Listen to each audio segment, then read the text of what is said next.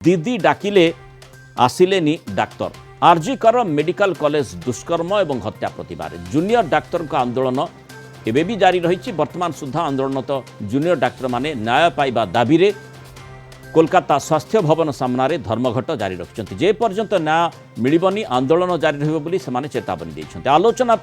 दीदी आमंत्रण को भी प्रत्याख्यान कर सल्ट लेक करुणामयी ठारू बाहरी प्रतिवाद पदयात्रा स्वास्थ्य भवन निकट में पहुंची। मूलतः स्वास्थ्य सचिव नारायण स्वरूप निगम एवं कोलकाता पुलिस कमिशनर विनीत गोयल को पदरू हटाइबा सह डाक्तर मानक निरापत्ता दाबी करी एभली आंदोलन जारी रखिंट जूनियर डाक्तर। गतकाली अपराह्न 5टा सुधा आंदोलन को बंद करी स्वास्थ्य सेवारे पुणी जोग देबा पई सुप्रीम कोर्ट जो निर्देश देते ताकू मध्य समाने मानि नथिले। नवान्न ठारे मुख्यमंत्री ममता बनर्जी अपेक्षा करथिले सुधा आंदोलनकारी डाक्तर माने आलोचना पई जाई नथिले। एपटे 23 तारिख पर्यंत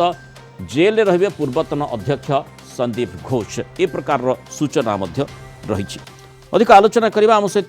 कोलकाता ब्यूरो हेड प्रमोद महांती सीधासख जोड़ी होती।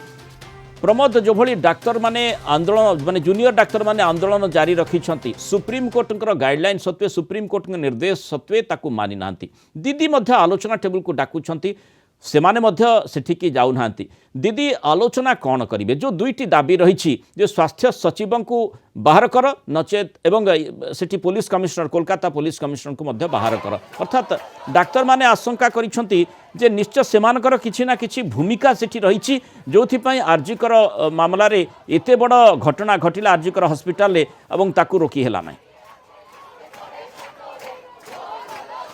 देखो मुन्नाल बाबू किसी समय पूर्व जूनियर डाक्तर मंचर जो नेता माने आनुष्ठानिक भाव घोषणा कले जे पर्यंत से दाबी पूरण होना से पर्यंत आंदोलन चालू रहा। देखा पाँच स्वास्थ्य भवन सम्मुखें विभिन्न भाव विभिन्न शिविर में डाक्तर जूनियर डाक्तर माने आंदोलन में मातिछंती एवं से वी वांट जस्टिस स्लोगान दे कार्यत स्थानीय अंचल को प्रकम्पित कर। आपन जोटा कहले जे जूनियर डाक्तर मुख्यतः 5टी दाबी थिला एवं से 5टी दाबी मध्यरु राज्य स्वास्थ्य सचिव नारायण स्वरूप निगम एवं पुलिस कमिशनर विनीत गोयल को इस्तीफा दाबी तांको बहिष्कार करा जाऊ। किंतु यही क्षेत्र में मुख्यमंत्री ममता बनर्जी जो सौदक वक्तव्य करछंती एवं जो भाव से प्रति आनुगत्य प्रकाश कर जूनियर डाक्तर माने आहरी क्रोधित होती। आम जहाँकि देखिले स्वास्थ्य भवन परिसर को देखिले बारी हो पड़े एवं आम जूनियर डाक्तर मान आंदोलन बर्तमान केवल डाक्तर मान मध्य सीमित ना। आम देखा पाँच जे साधारण जनता यही आंदोलन में सामिल होती। एठारे प्राय ट्रक ट्रक खाद्य आसूची एवं केतेक वयस्क महिला से बैग्रे कदली पाउरुटी एवं ब्रेड विभिन्न प्रकार सामग्री नहीं आसुँच डाक्तर मान खाइबा देवाई किए कोल्ड ड्रिंक्स आनी एवं एक भिन्न भावमय परिवेश आवेगपूर्ण परिवेश एठारे सृष्टि होती। सुप्रीम कोर्ट जो निर्देश रही ताकू ये डाक्तर माने मानि नाहंती से दिगटी को डाक्तर माने किभली भाव में देखुंट से विरोध में एक्शन मध्य हो पारे से माने न्यायिक व्यवस्था से विरोध में पदक्षेप नि पारे से संभावना रही। कारण सुप्रीम कोर्ट स्पष्ट कहते जदि आपण माने कार्य जोग न दियंती सेठी जदि राज्य सरकार पक्षरु कौन पदक्षेप निया जाए आमे किछि करि पारिबु नाही। देखो किसी समय पूर्व जूनियर डाक्तर मान नेता मान स्पष्ट घोषणा कले जे सुप्रीम कोर्ट गतकाली 5टा सुधा जदि आंदोलन प्रत्याहार करने को कहते जदि प्रत्याहार न करे ताले राज्य न करती ताले राज्य सरकार जो शास्तिमूलक पदक्षेप ग्रहण कर सुप्रीम कोर्ट हस्तक्षेप करेंगे ना। किंतु यही परिप्रेक्षी आज डाक्तर जूनियर डाक्तर मान नेता घोषणा जे आम यही आंदोलन केवल जूनियर डाक्तर मान नुहे साधारण जनता आंदोलन एवं अभयार पिता माता आंदोलन। तेणु यही आंदोलन ये डाक्तर मान कठोर कार्यानुष्ठान ग्रहण कर आंदोलन से ओहरी जी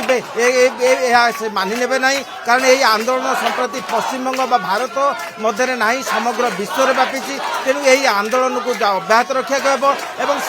जो 5 दफा दाबी से दाबी जपरी परिपूरण हुए से चेष्टा कर सुप्रीम कोर्ट गुरुत्वारोप कर दुईटी दिग এই জুনিयर ডাক্তার মানে বেশি ফোকস করছেন তা হচ্ছে স্বাস্থ্য সচিবଙ୍କୁ এবং পুলিশ কমিশনরଙ୍କୁ তাঙ্কর পদরু হটাইবা অর্থাৎ এই দুই জনকু সেমানে দোষী মানুছন্তি কি এই ঘটনার দেখুন পুলিশ কমিশন ঘটনা প্রমোদ দিন শুনি ভাবে যে পদক্ষেপ গ্রহণ কলে এবং স্বাস্থ্য হ্যাঁ সেই ঘটনা দিন পুলিশ কমিশন যে ভূমিকা পালন কলে এবং রাজ্য স্বাস্থ্য সচিব যে ভূমিকা পালন কলে সেই ডাক্তার মানকর দাবি যে ঘটনা ঘটিছে সেথিরে এই উভয় এই দুই জনক দাবি এবং এমানক ইঙ্গিতরে এই সমস্ত ঘটনা ঘটিছে কারণ আমি জানতি যে পোস্টমর্টম হওয়া সেই ক্ষেত্রে স্বাস্থ্য সচিব নীরব সমর্থন দিয়ে এবং পুলিশর যে ভূমিকা সে ক্ষেত্রে পুলিশ কমিশনর যে ভূমিকা বিবাদীয় লা তেমন প্রতিটি বিষয়কে যদি বিবেচনা করা যায় এবং গত সুপ্রিমকোর্টে যেভাবে আলোচনা হয়েছিল সেই বিষয় যদি প্রসঙ্গকে অনা যায় তাহলে বিভিন্ন বিষয় এতে নিহিত রয়েছে তেমন সে দাবি যে পর্যন্ত ন্যায় বিচার ন হয়েছে যে পর্যন্ত ঘটনাস্থলকে ঘটনাস্থলর পুঙ্খানুপুঙ্খ বিচার ন হয়েছে সে পর্যন্ত আন্দোলন ওহরিবার এই আন্দোলনের প্রভাব কিভাবে ভাবে পড়িছে স্বাস্থ্য সেবা উপরে দেখুন আমি জানতি যে 95,000 ডাক্তার অনেক পশ্চিমবঙ্গে ସେଥିମଧ୍ୟରୁ ଜୁନିୟର ଡାକ୍ତର ବର୍ତ୍ତମାନ 7,500 ଅଛନ୍ତି ଯେଉଁମାନେ କି ଆନ୍ଦୋଳନ କରୁଛନ୍ତି ଆନ୍ଦୋଳନରତ ଅଛନ୍ତି ଏବଂ ରାଜ୍ୟ ସରକାରଙ୍କର ବକ୍ତବ୍ୟ ଯେ ବର୍ତ୍ତମାନ 23 ଜଣରୁ ଉର୍ଦ୍ଧ୍ୱ ରୋଗୀ ସ୍ୱାସ୍ଥ୍ୟ ସେବା ଅଭାବରୁ ମୃତ୍ୟୁମୁଖରେ ପଡ଼ିଛନ୍ତି ଏବଂ ଯଥାଯଥ ଅପରେସନ ହୋଇପାରୁନାହିଁ ଯଥାଯଥ ଆଉଟଡୋର ଚିକିତ୍ସା କରାଯାଇପାରୁନାହିଁ କିନ୍ତୁ ଏହାକୁ ଯେ ଆନ୍ଦୋଳନକାରୀମାନେ ପ୍ରତ୍ୟାଖ୍ୟାନ କରୁଛନ୍ତି ସେମାନଙ୍କର ବକ୍ତବ୍ୟ ରାଜ୍ୟରେ 95,000 ଡାକ୍ତର ଅଛନ୍ତି ସେଥିମଧ୍ୟରୁ ଯଦି 7,500 ଜୁନିୟର ଡାକ୍ତର ଆନ୍ଦୋଳନ କରନ୍ତି ଯଦି ସ୍ୱାସ୍ଥ୍ୟ ସେବା ବିପର୍ଯ୍ୟସ୍ତ ହୁଏ ତାହେଲେ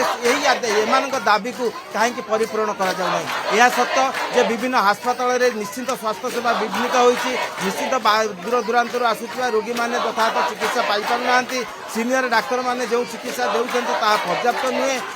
ତେଣୁ ନିଶ୍ଚିତ ପକ୍ଷେ ଯେ ସ୍ୱାସ୍ଥ୍ୟ ସେବା ବିଘ୍ନିତ ହୋଇଛି ଜଣେ ସାଧାରଣ ଲୋକ ଭାବେ ପ୍ରତ୍ୟେକ ମନେ ଦିଦି କ'ଣ ଆକ୍ସନ ନେଇପାରନ୍ତି ପ୍ରମୋଦ ବର୍ତ୍ତମାନ କ'ଣ କୁହାଯାଇପାରେ ଦିଦି କଡ଼ା ଆଭିମୁଖ୍ୟ ପୋଷଣ କରିବେ বা না নরম আভিমুখ্য পোষণ করবে ডাক্তার মান সহিত আন্দোলন যে করছেন সে সহিত আলোচনা করবে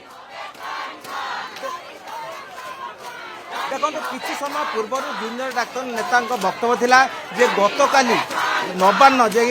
পশ্চিমবঙ্গের মুখ্য প্রশাসনিক ভবন নবান্নরু যে ইমেল আসছিলা সে মুখ্যমন্ত্রী সেই ইমেল করে